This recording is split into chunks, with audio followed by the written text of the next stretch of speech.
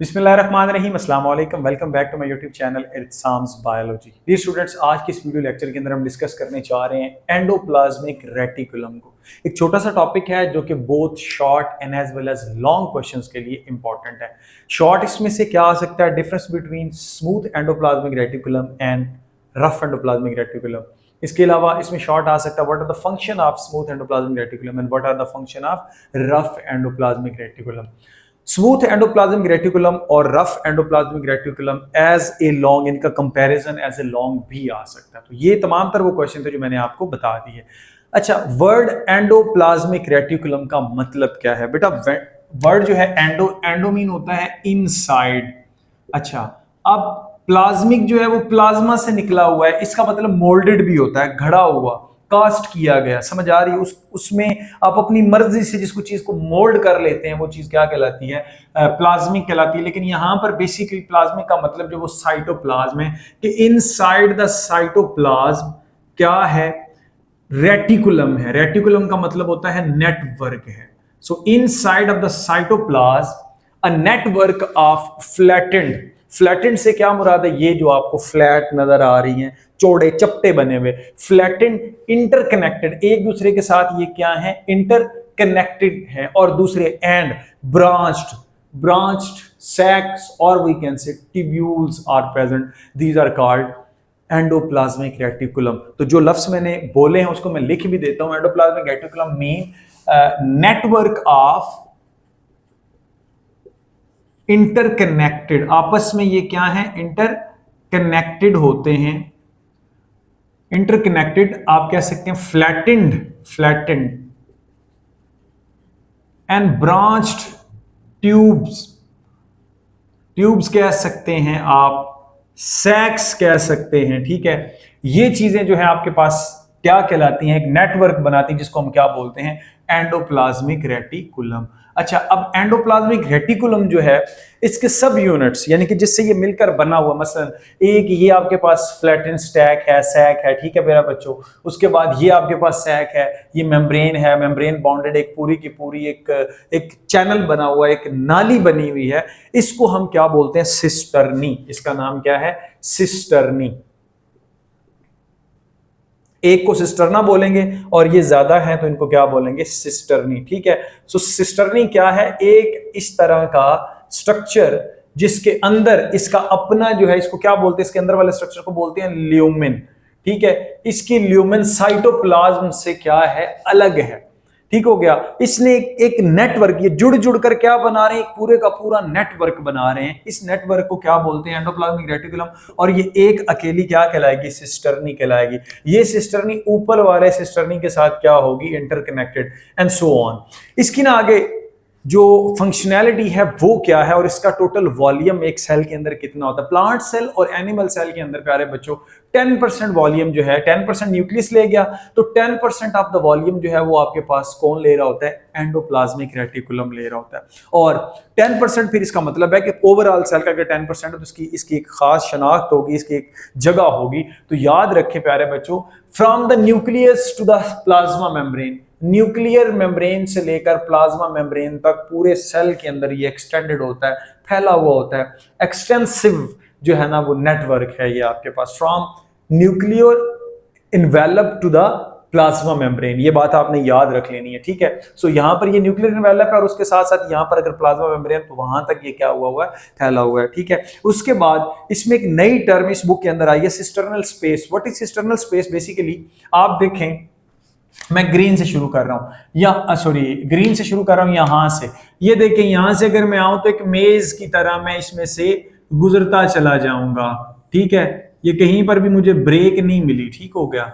ये चीज क्या कहलाती है? ये पूरे की पूरी जो इंटरकनेक्टेड है नेटवर्क्स, इनको हम क्या नाम दे रहे हैं? इनको हम नाम दे रहे हैं सिस्टर्नी। ये सिस्टर्नी जब इंटरकनेक्टेड है तो आपस में जुड़े हुए और ये एक पूरी बड़ी लार्ज स्पेस बनाते हैं। इसको हमने क्या नाम दिया? This is called cisternal space. और यही वजह है कि ये पाइपलाइन बना रहे हैं, एक रास्ता बना रहे हैं कहां से, ये देखिएगा, ये न्यूक्लियस है। न्यूक्लियस के अंदर आपको पता है कि आरएनए ने बनना है। कौन सा आरएनए? Messenger RNA. ठीक हो गया। मैसेंजर आरएनए जो है ना, वो इन पोर से गुजरता हुआ किसके पास आएगा? Rough endoplasmic reticulum. अब रफ एंडोप्लाज्मिक रेटिकुलम को हम रफ क्यों बोल रहे हैं? बिकॉज दे हैव, इनके पास क्या होते हैं? राइबोसोम्स होते हैं। क्या होते हैं प्यारे बच्चों? रफ को रफ क्यों बोलते हैं? Because it contain ribosomes. Ribosomes basically tiny small particles होते हैं जो किसकी सिंथेसिस में हेल्प करते हैं? प्रोटीन की सिंथेसिस में। तो राइबोसोम है तो यहां पर प्रोटीन बनाई जाएगी। इसको याद करने के लिए आप याद कर लें Pakistan peoples party, PPP-TCS, Pakistan people party को हमने क्या करना है? TCS करना है। कैसे?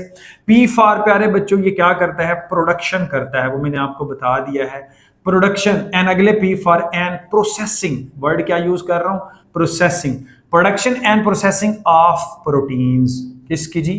प्रोटीन्स की। उसके बाद T फॉर क्या है? अगर इसने प्रोटीन्स बनानी है, फॉर एग्जांपल यहां पर ये प्रोटीन्स बन रही है, यहां से प्रोटीन्स बनी है, ये जी प्यारे बच्चों प्रोटीन बनी है, तो ये सेल में जहां पर इस प्रोटीन की जरूरत होगी वहां पर भेज दिया जाएगा, या फिर इसको कहां भेजा जाएगा? गोल्जी अपरेटस के पास। ठीक हो गया। जहां पर मजीद इस प्रोटीन की क्या होगी? प्रोसेसिंग होगी। तो दूसरे लफ्जों में ये ट्रांसपोर्ट करती है। T फॉर ट्रांसपोर्ट कर रही है किसकी मेरे प्यारे बच्चों? Transport of proteins. ठीक है। सेल के अंदर जहां जहां जरूरत है वहां पर प्रोटीन पहुंचाने में ये वाली ऑर्गेनेली जो है अपना अहम रोल प्ले कर रही होती है। और C फॉर क्या है? ये कार्बोहाइड्रेट्स इसके अंदर ऐड करती है। कार्बोहाइड्रेट्स केमिकल्स हैं आपके पास, स्पेशली एज फॉर शुगर। ठीक है। इन प्रोटीन के साथ ये शुगर को मिक्स करती है और कॉन्जुगेटेड मॉलिक्यूल बनाने में अहम रोल प्ले करती है। For example protein plus sugar, this is called glycoprotein, और ये चीज क्या कहलाती है? कॉन्जुगेटेड मॉलिक्यूल्स कहलाते हैं। ठीक हो गया। तो ये ओवरऑल फंक्शन थे किसके? रफ एंडोप्लाज्मिक रेटिकुलम के। इसके बारे में एक और इंपॉर्टेंट बात है कि रफ एंडोप्लाज्मिक स्टार्ट कहां से होता है? न्यूक्लियर इन्वेलप से। ठीक है ना, न्यूक्लियर इन्वेलप के साथ डायरेक्ट ये जुड़ा हुआ है। ठीक है। और उसके बाद प्यारे बच्चों ये मच एक्सटेंसिव होता है, मतलब यानी कि बड़ा है इन सेक्रेटरी सेल्स। सेक्रेटरी सेल्स से मुराद क्या? जहां पर हार्मोन्स वगैरह बनने, जहां पर प्रोटीन, जैसे पैंक्रियाज है फॉर एग्जांपल, मैं लिख देता हूं पैंक्रियाज। अब पैंक्रियाज में ये क्यों है? क्योंकि पैंक्रियाज में दो तरह के हार्मोन्स बनने हैं, एक आपके पास इंसुलिन और दूसरा क्या? ग्लूकागॉन। अब ये ग्लूकागॉन और इंसुलिन दोनों के दोनों प्रोटीन इन नेचर हैं, इस वजह से इसके अंदर जो है वो ये वाला सिस्टम जो होगा वो एक्सटेंसिव होगा। और इन सेल के अंदर लेस एक्सटेंसिव होगा कौन सा? Smooth endoplasmic reticulum. स्मूथ को हम स्मूथ एंडोप्लाज्मिक रेटिकुलम क्यों कह रहे हैं? Because it is divide of, divide से मुराद है राइबोसोम। इसके पास राइबोसोम्स नहीं होते जो इसको सैंड पेपर लाइक अपीयरेंस नहीं देते मेरा बेटा। ठीक है। ये रफ नहीं होता बल्कि ये क्या होता है? स्मूथ होता है। इसको याद करने के लिए आपने याद रखना है LCD-M, LCD मेरी। ठीक है। उसमें इसका पहला रोल क्या है मेरे बच्चों? ये L फॉर ये लिपिड। ठीक है। उसके बाद लिपिड्स और उसके बाद कार्बोहाइड्रेट्स, इसके मेटाबॉलिज्म। M फॉर मेटाबॉलिज्म में क्या करता है? हेल्प करता है। फॉर एग्जांपल ये लिपिड की सिंथेसिस करता है, और we can say lipid synthesis. ठीक हो गया। लिपिड को बनाया जाता है। ठीक है। यहां पर लिपिड सिंथेसिस, लिपिड और स्टीरॉयडल हार्मोन्स वगैरह बनाने के लिए, ठीक है, लिपिड के स्टोरेज के लिए, उसकी छोटी छोटी वेजिकल्स बनाने के लिए आपको स्मूथ एंडोप्लाज्मिक रेटिकुलम जो है ना ये ज्यादा रोल प्ले करता है। अच्छा, उसके बाद D फॉर क्या है? Basically detoxification. ये डिटॉक्सिफाई करता है। हम जाते हैं बाहर बाजार में, हम रेडी पर पड़ी भी कोई भी चीज खा देते हैं जब हम कोई चीज लेने लगते हैं। ठीक है। दुकान पे जाते हैं, वहां से उठाकर, क्या पता उन्होंने ऊपर स्प्रे किया हुआ था, उन्होंने टाइगर पाउडर डाला हुआ था, या घरों के अंदर हम एरोसोल कमरों के अंदर जब मच्छरों को भगाने के लिए, तो वो भी क्या है? एक टॉक्सिक सब्सटेंस है, हमारी बॉडी में जाता है तो उसको टॉक्सिफाई करता है। डिटॉक्सिफाई कौन करता है आपके पास? Basically smooth endoplasmic reticulum. उसके साथ साथ स्टूडेंट्स, हम कोई मेडिसिन खाते हैं तो मेडिसिन का मेटाबॉलिज्म में भी इसका अहम रोल होता है, तो ये डिटॉक्सिफिकेशन में हेल्प करता है। अब ये किन सेल्स के अंदर मौजूद होगा? अब हेपेटोसाइट्स आपके पास, लिवर सेल्स। ठीक हो गया। लिवर सेल्स जो होते हैं उनके अंदर इनका लेवल क्या होता है? ज्यादा होता है स्मूथ एंडोप्लाज्मिक रेटिकुलम का। इसके अलावा M for muscles, muscle cells के अंदर ये ज्यादा होते हैं। क्यों? क्योंकि ये कैल्शियम आयन को स्टोर करते हैं। इनको हम बोलते हैं sarcoplasmic reticulum. Smooth endoplasmic reticulum की एक टाइप है sarcoplasmic reticulum that are present in our muscle cell. Okay done. तो यहां पर ये कैल्शियम आयन को क्या करते हैं, स्टोर करते हैं। कैल्शियम आयन मेटाबॉलिज्म में भी क्या करते हैं स्टूडेंट्स, हेल्प करते हैं। तो ये था all about smooth endoplasmic reticulum and rough endoplasmic reticulum. मेरे ख्याल में अब इसमें कोई ऐसा पॉइंट नहीं है जो आपको समझ ना आया हो। फिर भी अगर कोई मसला हो तो मेरा बेटा आप मुझे मैसेज कर सकते हैं, कमेंट्स के अंदर जो है ना वो क्वेश्चन पूछ सकते हैं। सो मैं उम्मीद करूंगा कि आपको ये मेरा वीडियो लेक्चर अच्छा लगा होगा। Stay connected, thank you and Allah Hafiz.